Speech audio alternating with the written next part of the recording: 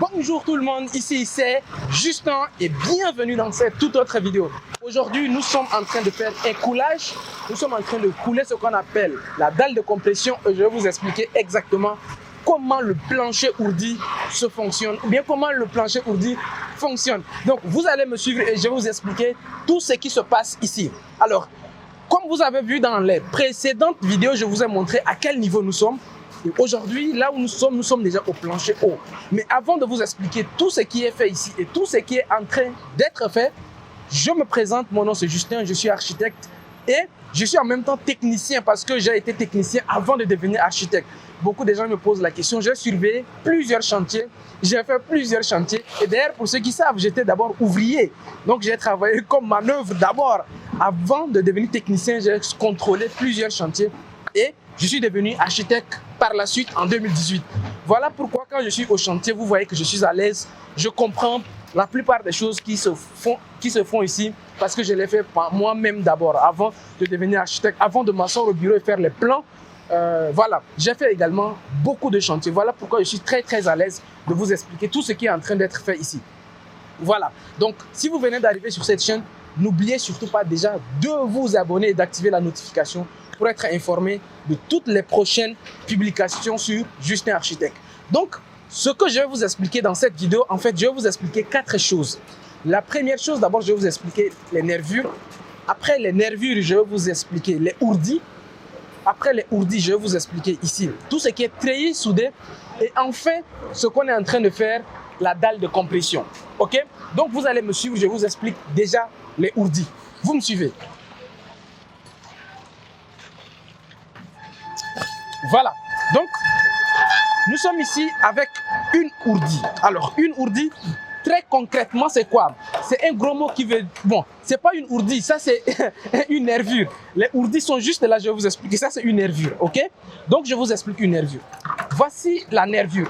Et comme vous êtes en train de voir, quand on a une nervure, ce qui est déjà fait qui est là, les nervures, ce sont des éléments préfabriqués. Donc, pendant que nous étions encore en train de construire, ces éléments ont été déjà préfabriqués. Cette nervure, je l'ai préparée juste pour la démonstration.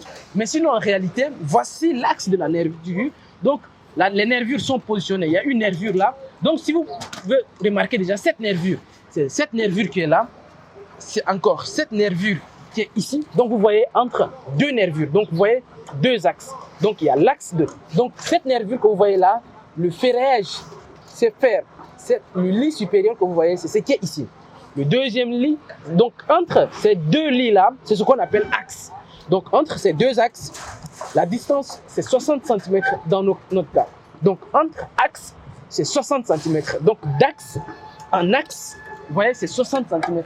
D'axe en axe, c'est 60 cm. D'axe en axe, c'est 60 cm. D'axe en axe, c'est 60 cm. Alors, pourquoi 60 cm d'axe en axe? Tout simplement parce qu'il y a cet élément qu'on appelle ourdi. Voilà. L'élément qui est ici s'appelle ourdi. Qui est creux. Voilà. Donc quand vous le prenez, il comporte à ses extrémités des bords qui s'accrochent. Donc, entre les axes, comme vous pouvez voir déjà avec cet élément, il est là. Le ourdi va s'accrocher à ça. Donc, vous voyez, de part et d'autre. Une ourdie s'accroche de ce côté-ci, l'autre ourdie va s'accrocher de l'autre côté, vous voyez. Donc c'est ce qui fait tout ce que vous êtes en train de voir. Donc on a l'ourdie qui va s'accrocher ici, l'autre qui va s'accrocher également ici, et c'est ce qui fait tout ce que vous êtes en train de voir. Donc entre tous les axes, c'est ces phénomènes-là qui se produisent. Donc l'axe, la distance entre axes dépend vraiment de la dimension des ourdis. Alors, il y a mon micro qui traîne et je vais juste peut-être changer de place. Je vais mettre le micro ici. Voilà.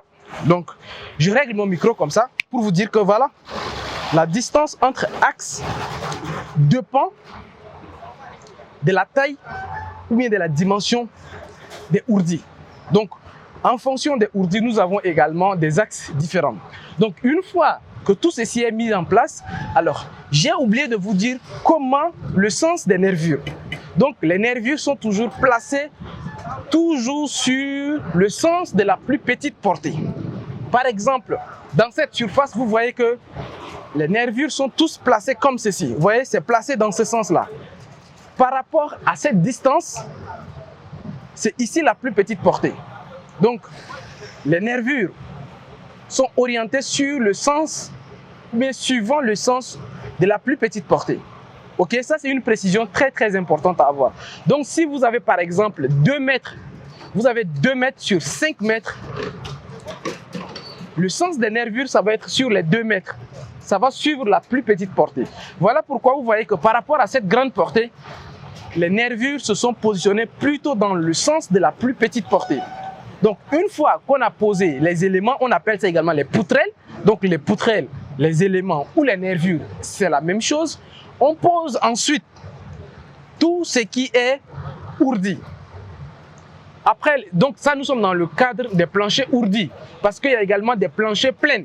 Voilà, il y a également des dalles pleines. Mais ici, c'est dans le cadre des planchers ourdis. Donc, on pose d'abord les poutrelles. On pose ensuite, donc les poutrelles, les éléments, les nervures. Je ne reviens plus dessus. On pose ensuite les ourdis. Et par la suite, on pose ce qu'on appelle les treillis soudés. Les treillis soudés, c'est ces éléments-là que vous voyez ici.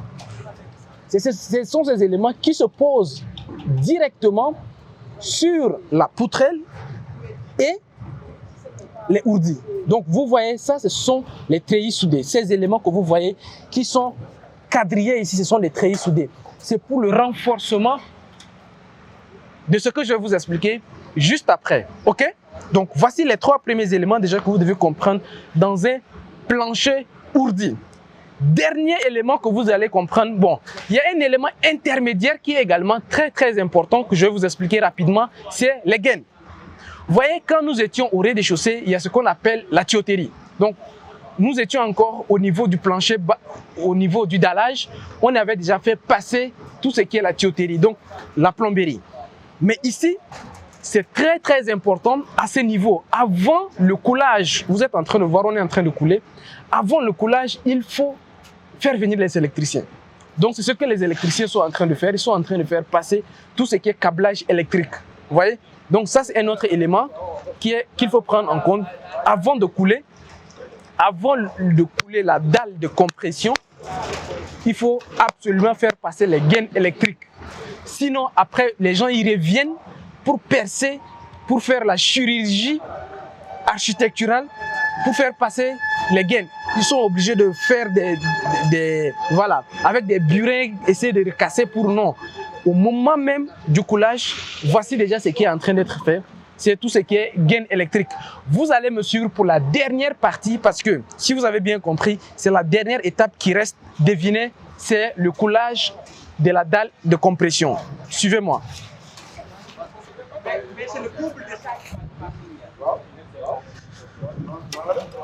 Voilà, donc là nous sommes en train de couler tout ce qui est dalle de compression.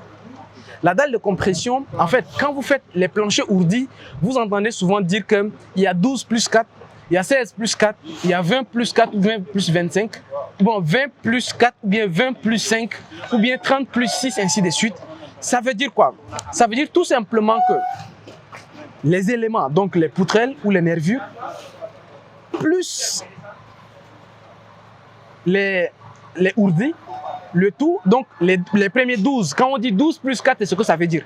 12, ça veut dire que nervures plus ourdis, plus tout ce que vous voyez là, les treillis, ça fait 12 et 4 cm ici. Les 4, donc quand vous voyez 12 plus 4, c'est ce que ça veut dire. Les 4, c'est le béton, l'épaisseur du béton qui fait 4. Donc ici, vous voyez, on est en train de couler la dalle de compression qui fait 4. Donc ça fait 4 cm de dalle de compression qui est dosée à 350 kg par mètre cube dans ces cas-ci. Mais les 12, dans ces cas, nous ne sommes pas sur du 12 plus 4, on a 2 cas. Je vais vous présenter déjà ces cas-là. Ici, nous sommes sur du 16 plus 4. Donc, nous avons les nervures plus les ourdis, plus les treillis soudés font 16 cm d'épaisseur, plus 4 cm de béton de compression. Ok? Donc ça, c'est dans ces cas. Nous avons de l'autre côté ici un autre cas de 12 plus 4. Vous voyez, ici, tout ce que je suis en train de vous montrer ici, c'est 16 plus 4. Mais ici, dans ces cas, nous avons un 12 plus 4. Et là, également, il faut que vous compreniez. Voilà. Ici, quand on a du 12 plus 4, ce qui se passe, c'est-à-dire qu'on n'a plus les ourdis, dont on sera à une hauteur totale de 16, mais on sera plutôt à une hauteur totale de 12. Et de 12, comme on a une dalle pleine, dans le cas de cette dalle pleine, parce que ici nous sommes en train de sortir, il y a un balcon. Si vous voyez, nous sommes sur un balcon à ce niveau. Donc, ce qu'on fait, on fait 12 cm et on complète maintenant avec 8 cm de béton, parce que c'est une dalle pleine. Voilà. Donc, quelque part, on a également des poutres noyées. Mais ça, je vais vous expliquer peut-être dans des prochaines vidéos. Parce que ici, nous sommes en train de faire R+3, voire R+4. Mais pour le moment, pour ça, je pense que j'ai déjà beaucoup parlé. Le temps également est parti. Donc, je vais m'arrêter ici et je vais vous présenter, comme toujours et d'habitude, je suis là avec mes équipes. Regardez, ça, ce sont les futurs entrepreneurs en bâtiment. On les forme ici à Dakar pour devenir également des entrepreneurs bâtiments. Voilà. Juste un chantier à côté, j'ai vu un jeune homme là qui a 22 ans, qui gère un chantier de 200 millions. Aujourd'hui, ce n'est plus un problème. Regardez, juste dans l'environnement où je suis, il y a des chantiers partout. Tout le monde, tout est en construction ici. Des chantiers partout. Et vous voyez, c'est des jeunes entrepreneurs de 25 ans, de 22 ans. Moi-même, je n'ai pas encore 30 ans. On gère des chantiers de 100 millions, 200 millions, 300 millions. Sans problème. Donc, si vous voulez vous également devenir un entrepreneur bâtiment, vous lancer dans l'entrepreneuriat bâtiment, construire des maisons, participer au développement de l'Afrique, ce que nous on fait, on organise des formations pratiques, très très pratiques. Vous voyez, c'est des formations ultra pratiques. Tous nos entrepreneurs qu'on forme, ils sont là sur le chantier. Ils suivent les étapes de A à Z. Comment on fait les devis. Alors le programme, je ne vais pas revenir dessus, mais en gros, ce qu'on fait, c'est qu'on forme des gens qui ne sont même pas du domaine. Même si vous avez licence en philosophie, c'est pas grave. Quel que soit votre domaine, si vous savez lire et écrire, on vous forme pratiquement comment lire un plan, comment faire des devis, comment faire un plan, comprendre un plan, comment participer aux appels d'offres, comment négocier avec des clients, comment suivre un chantier pratiquement comme ce qu'on est en train de faire, comment gérer les maçons, les manœuvres, le management, tout ça. On donne ça dans les cours de formation avec les formateurs qui sont vraiment expérimentés. Moi, je suis l'un des formateurs, mais il y a d'autres formateurs. Donc, c'est des formations comme ça qu'on fait sur 3 mois. Si vous voulez également vous participer à la prochaine session, écrivez-nous tout simplement. Et puis voilà, je vais mettre des contacts en dessous de cette vidéo. Si vous nous écrivez, vous allez venir au Sénégal, bien sûr. Il n'y a pas une version en ligne pour le moment. Nous allons voir s'il faut organiser des versions en ligne ou bien dans d'autres pays, délocaliser ça à Abidjan, à Douala, à Yaoundé, on verra. Mais pour le moment, c'est à Dakar. Donc les amis, merci beaucoup d'avoir regardé cette vidéo. Je vous dis à très très bientôt sur la chaîne. Au revoir et ciao ciao. Et que ton pied est